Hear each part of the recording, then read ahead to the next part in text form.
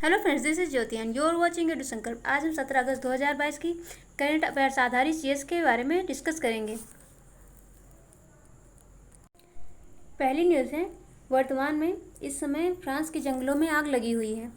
तो इसके संबंध में हमारे प्रधानमंत्री जी फ्रांस की कुछ सहायता करेंगे खाद्य रसद को लेकर, या और जैसे भी फ्रांस की सहायता की जा सकती है भारत के द्वारा, उसकी सहायता की जाएगी।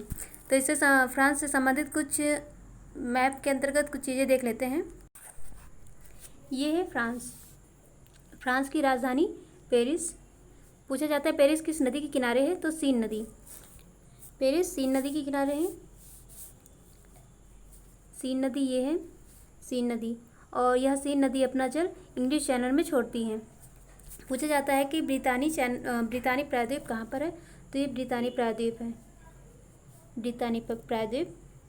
और इसके साथ साथ विस्के की खाड़ी। अगर पूछा जाए बे ऑफ विस्के कहाँ पर है, तो बे ऑफ विस्के ये रहा, विस्के की खाड़ी। इसी में रेनिंग जल संधि चलती है, रेनिंग जल संधि।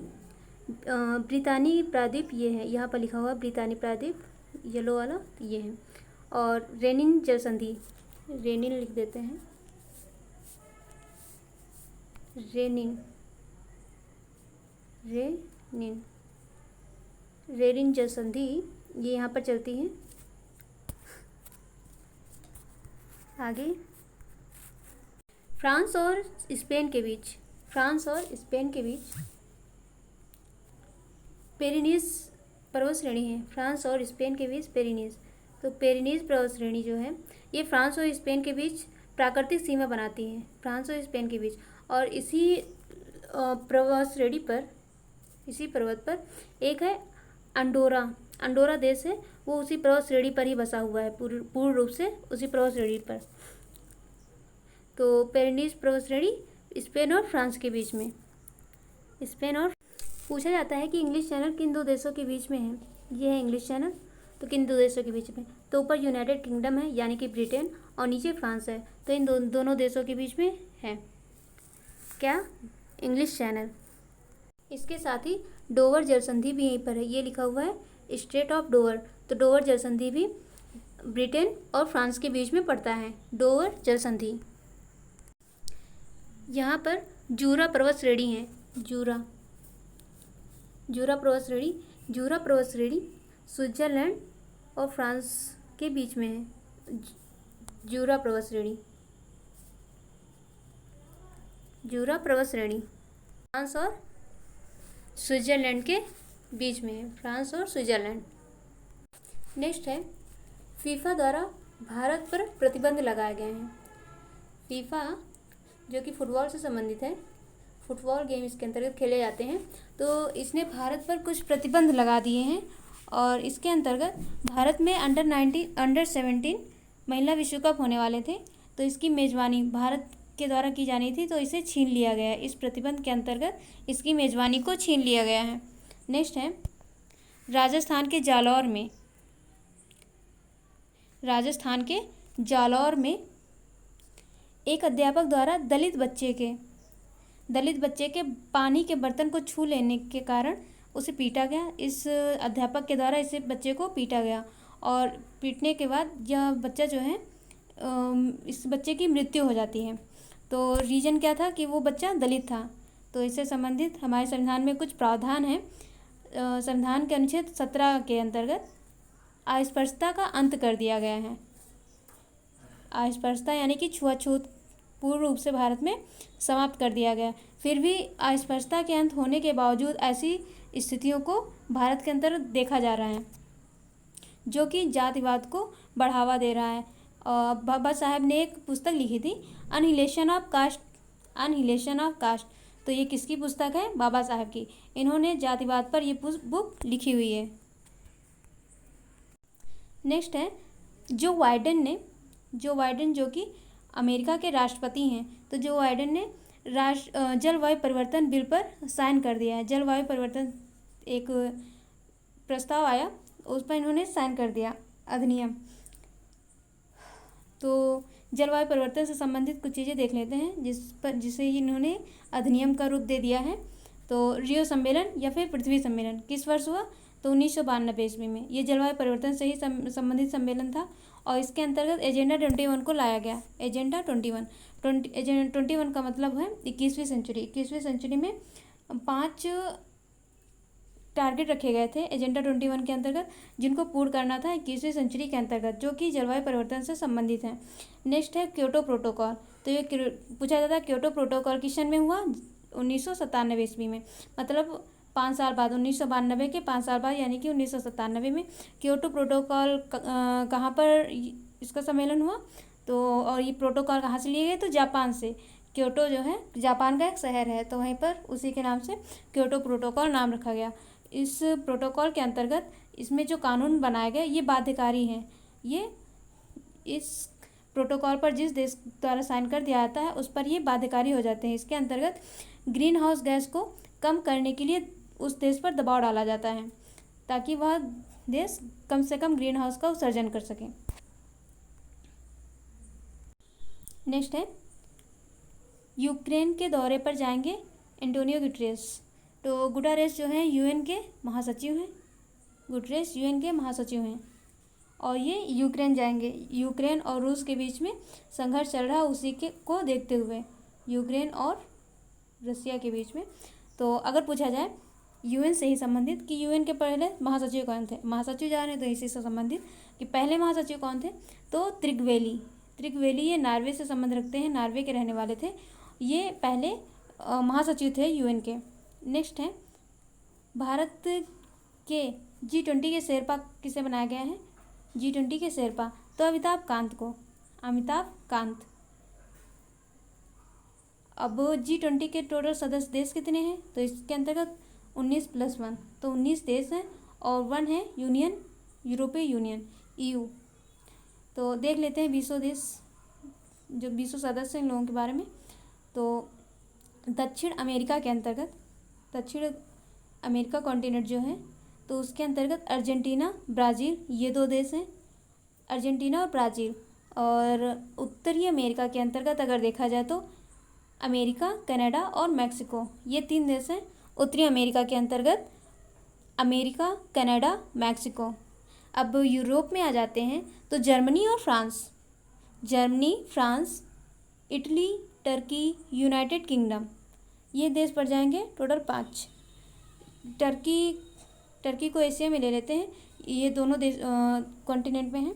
तो कौन कौन सा हो जाएगा? Germany, France, Italy, United Kingdom और Japan. United Kingdom total Europe से 4 कंट्रीज़, यूरोप की 4 कंट्रीज़।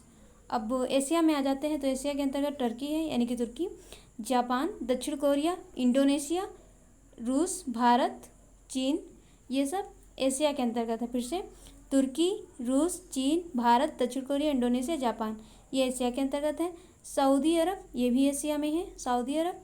और दक्षिण अफ्रीका कॉन्टिनेंट में दक्षिण अफ्रीका और ऑस्ट्रेलिया कॉन्टिनेंट में ऑस्ट्रेलिया। ये हो जाएगा यूरोपीय यूनियन, ये एक संघ है यूरोपीय यूनियन, यूरोप के अंतर्गत, तो ये हो जाएगा।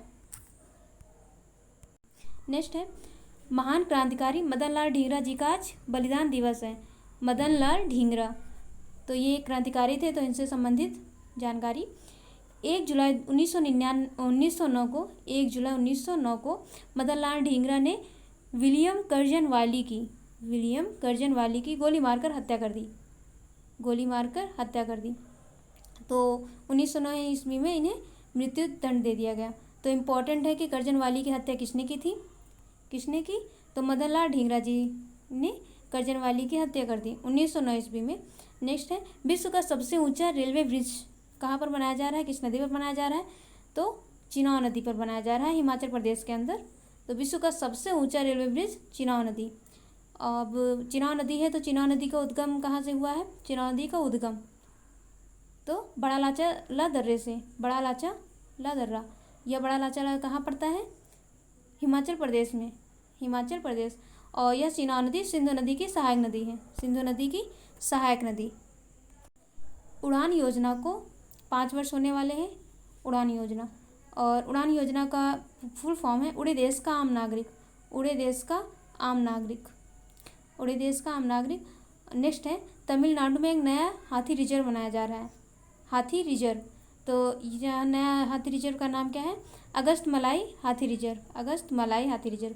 तो टोटल वर्तमान में टोटल कितने हाथी रिजर्व हो गए? 32 हाथी रिजर्व हो गए। हाथियों से संबंधित एक प्रोजेक्ट चलाया जा रहा है 1992 ईस्वी से, प्रोजेक्ट हाथी। तो पूछा जाता है प्रोजेक्ट हाथी किस सन से स्टार्ट किया गया? तो 1992 ईस्वी से। ये ना टोटल 31 एलिफेंट रिजर्व और एक अगस्त मलाई को बताया गया, तो हो गया कितने? 32। तो देख लेते हैं।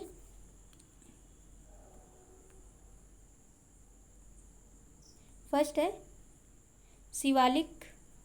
शिवालिक पड़ता है उत्तराखंड में, उत्तर प्रदेश के अंतर्गत ये हो जाएगा। नेक्स्ट है ईस्टर्न द्वार, पूर्वी द्वार, ये हो जाएगा पश्चिम बंगाल के अंतर्गत। और रिपु चिरांग, ये है असम के अंतर्गत, रिपु चिरांग असम के अंतर्गत। कामेक, ये है अरुणाचल प्रदेश के अंतर्गत। सोनितपुर हो जाएगा असम के अंतर्गत, ये है सोनितपुर। नेक्स्ट दिहांग पटगई, ये है असम के अंतर्गत। साउथ अरुणाचल, ये अरुणाचल प्रदेश के अंतर्गत, नेक्स्ट है काजीरंगा,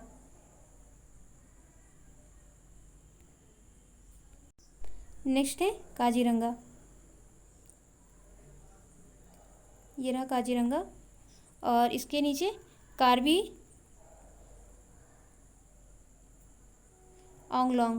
आंगलोंग। नेक्स्ट सिंगफान, इतांकी और धनसिरी, ये सब असम में है। नेक्स्ट मयूरगंज, ये है पश्चिम बंगाल में। सिंहभूमि झारखंड में। मयूरभंज उड़ीसा में। संबलपुर उड़ीसा में। महानदी उड़ीसा में। बादलकोट, ये है छत्तीसगढ़ में। नीलगिरी तमिलनाडु में। कोयम्बटूर तमिलनाडु। अन्नामलाई तमिलनाडु। श्रीविल्लिपुत्तूर, ये भी तमिलनाडु। अगस्त्यमाल्यम तमिलनाडु। पेरियार केरल। अनाईमुदी केरल। नल्लमपुर केरल। वायनाड केरल। और